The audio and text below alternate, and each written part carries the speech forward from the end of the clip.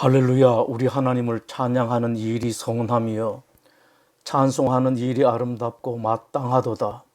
여호와께서 예루살렘을 세우시며 이스라엘의 흩어진 자들을 보호하시며 상심한 자들을 고치시며 그들의 상처를 싸매시는도다. 하나님은 영이시니 예배하는 자가 영과 진리로 예배할지니라. 아멘. 오늘 우리에게 주신 하나님의 말씀은 사도행전 1장 3절에서 14절입니다. 이제 이 성경 봉독할 때에 이 시간 여러분에게 주시는 하나님의 음성을 여러분 모두 다 들을 수 있기를 바랍니다. 그가 고난받으신 후에 또한 그들에게 확실한 많은 증거로 친히 살아계심을 나타내사 40일 동안 그들에게 보이시며 하나님 나라의 일을 말씀하시니라. 사도와 함께 모이사 그들에게 분부하여 이르시되 예루살렘을 떠나지 말고 내게서 들은 바 아버지께서 약속하신 것을 기다리라. 요한은 물로 세례를 베풀었으나 너희는 몇 날이 못되어 성령으로 세례를 받으리라 하셨느니라.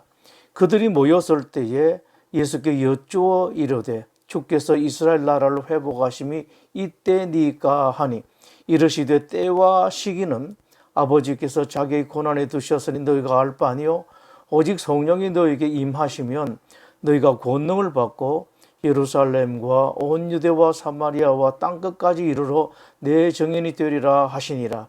이 말씀을 마치시고 그들이 보는 데 올려져 가시니 구름이 그를 가려 보이지 않게 하더라.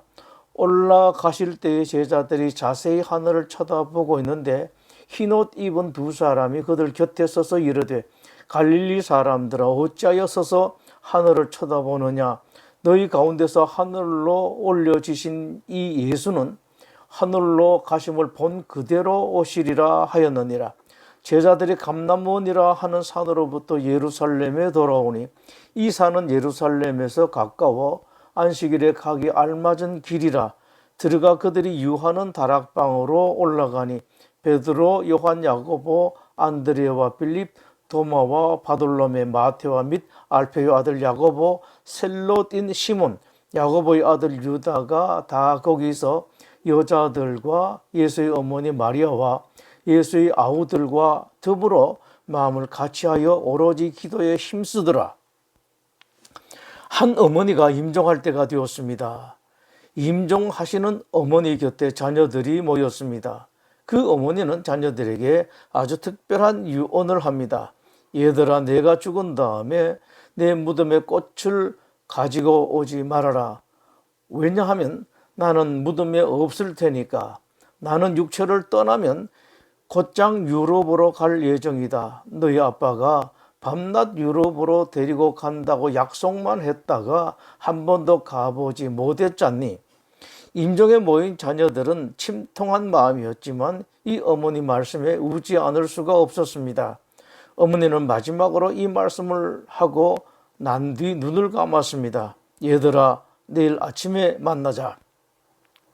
부활 후 40일간 이 땅에 계셨던 주님께서는 제자들이 보는 앞에서 승천하셨습니다. 40여일 전 십자가에 달려서 죽으실 때는 3일 후에 다시 살아날 것이다는 약속을 하셨는데 이번에는 아무 기약이 없었습니다. 지금 떠나시면 언제 다시 오실지 모릅니다. 그런 이별 때에 주님께서 무슨 말씀을 하셨어야 했을지 생각해 봅니다. 아마 예수님께 걱정이 많았을 것입니다. 특별히 양육한 제자가 12밖에 없었습니다. 그나마 그중 하나는 없어지고 말았습니다. 남은 11도 별 시원치 않았습니다. 예수님께서 늘 함께 하시면서 특별히 가르치신 그 11도 예수님 십자가에 달리고 난 뒤 뿔뿔이 흩어졌습니다. 예수님 부활하시고 난 그때부터라도 제대로 했으면 좋았을 텐데 그때도 제대로 하지 못하고 물고기나 잡으러 나가겠다고 했던 제자들이었습니다. 다른 제자들도 있었지만 3년간 특별히 함께 하면서 가르치신 제자들이 그 정도라면 다른 제자들은 어떻겠습니까?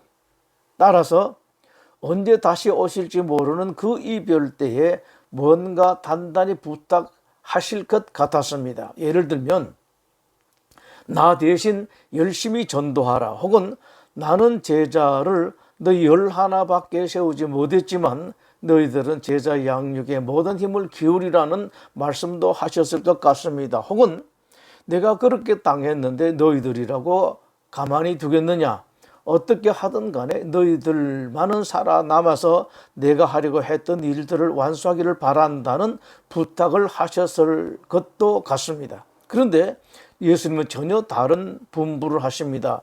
예루살렘을 떠나지 말라. 예루살렘을 떠나지 말라고 말씀하십니다. 예수님께서 상황을 모르시는 바가 아닐 것입니다. 지금 예루살렘은 흉흉합니다. 예수님을 처치한 유대 종교 지도자들은 살기가 등등합니다. 두목 예수를 처치했으니 남은 예수 제자들, 특별히 그 중에서 11 제자들을 속히 뿌리 뽑아야 되겠다고 벼르고 있을 터였습니다. 이런 위기감 때문에 제자들은 예수님이 십자가에 달리고 난 뒤 모일 때 문을 꽁꽁 걸어 잠그고 그 안에서 모였었습니다. 이런 상황을 잘 아시는 예수님이시라 얼른 떠나라, 잘 피하라고 말씀하실 것 같았는데 도리어 떠나지 말라고 말씀하셨습니다. 그러면서 기다리라고 말씀하셨습니다. 내게서 들은 바 아버지께서 약속하신 것을 기다리라, 성령님을 기다리라는 말씀입니다. 성령님 오시는 것을 기다리는 것은 좋습니다만 문제는 성령님이 오시기만 하면 지금 제자들에게 당면한 모든 문제가 다 해결될 것인가 하는 것입니다. 당시 제자들에게 당면한 문제를 우리는 압니다. 유대 종교 지도자들이 남은 잔당들을 잔뜩 벼르고 있습니다. 또 주님께서 간곡하게 부탁하신 것이 있습니다. 마태복음 28장 너희는 가서 이 세상 모든 사람들을 내 제자로 삼아 아버지와 아들과 성령의 이름으로 그들에게 세례를 베풀고 내가 너에게 명한 모든 것을 지키도록 가르쳐라. 세상의 모든 사람들에게 복음을 전파하라고 분부하셨습니다. 이 큰 문제들이 성령님이 오시기만 하면 될까요? 이 질문에 대해서 성경은 아주 자신 있게 대답하십니다. 해결된다. 성령님이 제자들에게 오시기만 하면 어떤 일이 일어날 것인가에 대해서 예수님께서 친히 말씀하신 것이 있습니다. 8절입니다. 오직 성령이 너에게 임하시면 너희가 권능을 받고 예루살렘과 온 유대와 사마리아와 땅끝까지 이르러 내 증인이 되리라 하시니라. 성령님이 오시면 권능을 받게 된다고 말씀하십니다. 권능이란 일반적으로 기대할 수 있는 범위를 넘는 하나님이 주신 것이라고 밖에 생각할 수 없는 권세와 능력을 말합니다. 예수님의 그 말씀에는 먼저 이런 의미가 있습니다. 성령님이 임하시면 놀라운 권세와 능력을 받게 될 것이며 그 권능은 어떤 위험도 능히 넘어갈 수 있을 것이며 어떤 협박과 위협도 두렵지 않게 될 것이다. 이 말씀은 오늘날에도 유효합니다. 두 번째는 성령님이 주시는 권능은 제자들로 하여금 예루살렘과 유다 그리고 사마리아와 땅끝까지 능히 복음을 전하게 하실 것이라는 말씀입니다. 정말 듣기 좋은 말씀입니다만 그러나 이것은 당시 제자들로서는 상상도 못할 일이었습니다. 당시 제자들의 능력, 체주로 무엇을 할 수 있겠습니까? 그런데 온 유대뿐만 아니라 사마리아를 넘어 땅끝까지 이르러 증인이 될 것이라고 말씀하십니다. 여기서 우리는 예수님의 말씀을 자세히 볼 필요가 있습니다. 예수님께서 제자들에게 하신 말씀은 내 증인이 되어라가 아니라 내 증인이 될 것이다 라고 말씀하셨다는 사실입니다. 이 말씀이 바로 성령님과 연결됩니다. 땅끝까지 복음 전하는 것은 너희들의 힘으로 너희들의 재주로 하는 것이 아니라 성령님이 하신다는 말씀입니다. 말을 제대로 하지 못하고 전도의 능력이 없어도 이런 것이 겁나고 저런 것이 두려워도 성령께서 모든 위험과 두려움을 넉넉하게 감당하게 하시고 또 능력 있게 복음을 전하게 해 주실 것이라는 말씀입니다. 다시 확인합니다. 성령님이 오시면 모든 문제가 다 해결됩니까? 그렇습니다. 모든 문제가 다 해결됩니다. 이 말씀은 모든 시대 모든 그리스도의 제자들에게 대단히 중요한 말씀입니다.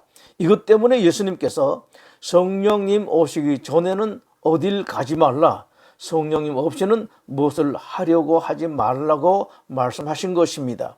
성령님이 함께 하지 않으시면 아무리 급한 일이 있어도, 아무리 귀한 일이 있어도, 아무리 중대한 일이 있어도 하지 마십시오.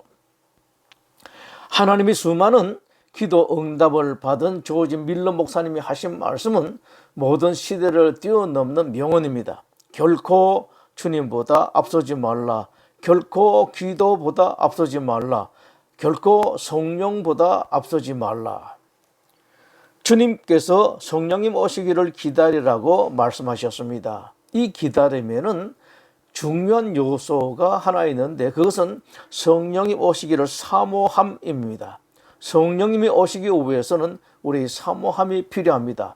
사모하지 않는 곳에 성령님은 오시지 않습니다. 사람도 자기를 환영하지 않고 기다리지 않는 곳에 가고 싶지 않습니다. 성령님을 사모하는 사람들에게 가기를 좋아하십니다. 성령님 오시기를 사모하면서 기다려야 합니다.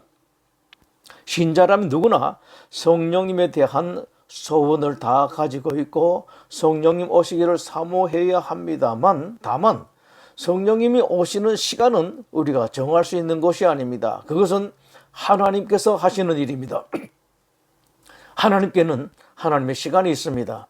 하나님의 사람들은 그 하나님의 시간을 기다릴 줄 알아야 합니다. 분명한 것은 여러분이 성령님을 사모하면 반드시 오신다는 사실입니다. 주님께서 약속하셨기 때문입니다.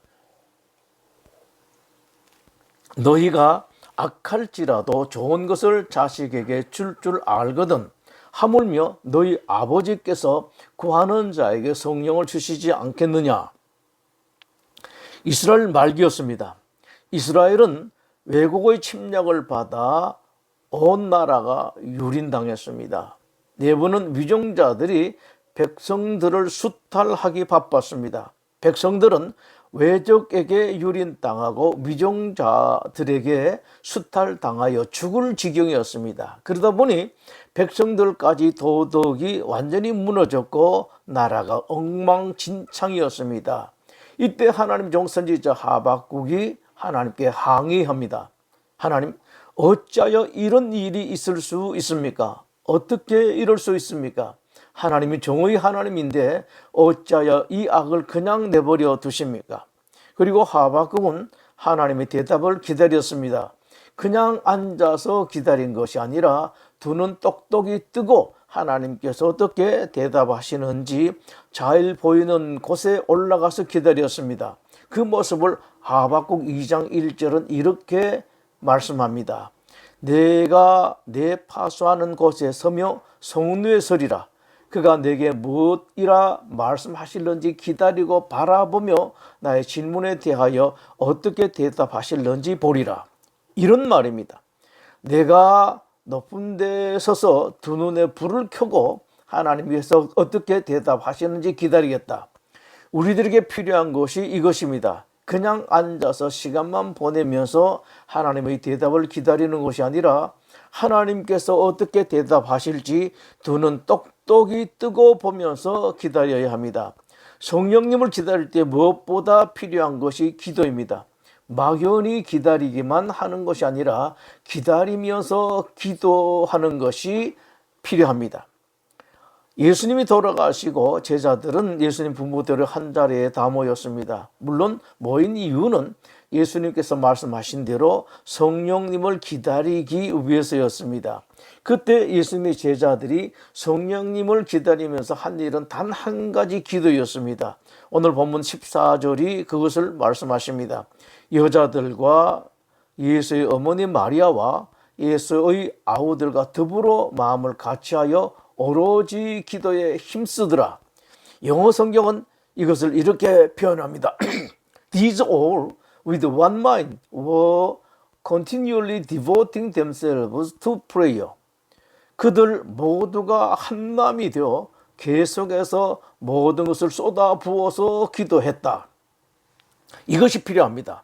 모여서 한 마음으로 기도하십시오. 기도하면 달라집니다. 하나님은 함께 모여 기도하는 곳에 특별히 함께 하십니다. 바울과 실라가 빌립보에서 선교하다가 체포됩니다. 옷이 찢기고 많은 매를 맞고 감옥에 갇힙니다. 발은 쇠사슬에 매였습니다. 그런데 그 밤에 놀라운 기적이 일어났습니다. 정말로 이런 기적이 일어날 수 있을까 믿기지 않는 기적이 일어났습니다. 지진이 일어나서 감옥문이 다 열리고 발목에 묶였던 쇠사슬이 다 풀어졌습니다. 믿는 사람들조차 믿기 어려운 놀라운 기적이었습니다. 그것과 관련하여 여러분들이 잘 보실 것은 그 기적이 일어나기 바로 전에 바울과 실라가 한 것이 무엇이었나 하는 것입니다. 사도행전 16장 24절은 이렇게 기록하고 있습니다. 한밤중에 바울과 실라가 기도하고 하나님을 찬송하며 죄수들이 듣더라. 바울과 실라는 그렇게 많이 맞고 쇠사슬에 채워진 가운데서도 기도하고 찬송했습니다. 기도하고 찬송하되 둘이서만 조용하게 한 것이 아니라 감옥에 있던 다른 죄수들이 들을 수 있도록 소리를 높여서 했습니다. 많은 신자들이 하나님을 위해서가 아니라 나를 위해서 내 원하는 것, 내 소원을 위해서 기도하다가도 기도가 응답되지 않으면 실망하고 하나님이 원망스럽기도 하는데 바울과 실라는 정반대였습니다. 하나님 당신의 일을 하다가 그런 일을 당했음에도 오히려 하나님께 감사 찬송했습니다. 이런 데에 하나님의 능력이 임하십니다. 거기다가 바울과 실라는 자기들이 기도와 찬송에 다른 죄수들까지 끌어들였습니다. 하나님의 능력은 임하실 만한 곳에는 반드시 임하십니다. 특히 고달프고 몹시 어렵고 괴로운 상황 가운데서 하나님을 찬송할 때 하나님은 각별하신 은총으로 임하십니다. 능력으로 임하십니다. 이 지구상에 처음으로 성령 부음이 있었던 예루살렘 교회 신자들이 한 것을 꼭 기억하십시오. 그들 모두가 한 마음으로 계속해서 기도를 했다. 기독교 역사 이래에 가장 모범적인 교회, 가장 모범적인 기독교 신자들이 오로지 모여서 기도만 했다면 오늘날 우리에게 있어서 그것보다 더 잘하는 일이 어디에 있겠습니까? 기도하십시오. 개인적으로도 기도하시고 모여서도 기도하십시오. 부부가 한 마음으로 기도하시고 온 가족이 한 마음으로 기도하시고 교우들이 모여서 기도하십시오. 계속 기도하십시오. 한 번 기도하고 두 번 기도하고 난 뒤 하나님께서 응답하시지 않는다고 실망하고 섭섭해할 것이 아니라 계속 기도하십시오. 북이스라엘 아합 왕 시대 때입니다. 하나님께서 이스라엘에게 3년 동안 비가 오지 않을 것이라고 선포하셨습니다. 그리고 3년이 지난 후 하나님께서 당신의 종 엘리야를 부르셔서 이제 곧 큰 비를 주겠다고 약속하셨습니다. 엘리야는 아합을 만나 하나님께서 큰 비를 주실 것이라는 말을 전합니다. 그리고 간절하게 기도했습니다. 열심히 기도했습니다. 하나님께서 비를 주겠다고 약속하셨음에도 불구하고 엘리야는 기도했습니다. 기도했습니다만 비가 오지 않았습니다. 또 기도했습니다. 여전히 비가 오지 않았습니다. 5번, 6번 기도했는데도 비가 오지 않았습니다. 그러나 엘리야는 또 기도했습니다. 7번 기도했을 때 드디어 비가 쏟아졌습니다. 엘리야는 기다릴 줄 알았습니다. 하나님께서 하신 약속을 믿고 기다렸습니다. 그냥 기다리는 것이 아니라 기도하면서 기다렸습니다. 기도하십시오. 기도를 하는 것만으로도 행복하게 됩니다. 그 기도가 여러분의 행복이 될 때까지 기도하십시오. 그러한 기도에는 자연적으로 응답이 뒤따르게 됩니다. 성령님 오시옵소서. 저희 인생에 오시고 저희 가정에 오시고 우리 사업에 오시옵소서. 충만하게 오시옵소서. 기도하겠습니다. 우리를 구원하기 위하여, 우리의 참된 행복, 최고의 행복을 위하여 우리 대신 십자가에 죽으신 우리 주님 예수 그리스도의 은혜와 인생과 역사의 주인이신 아버지 하나님의 지극하신 사랑하심과 성령님의 감동, 감화, 교통하시는 은사가 이 자리에 함께한 하나님의 모든 성도들과 그 가정들 위해 지금부터 영원토록 함께 하시옵기를 간절히 축원하옵나이다. 아멘.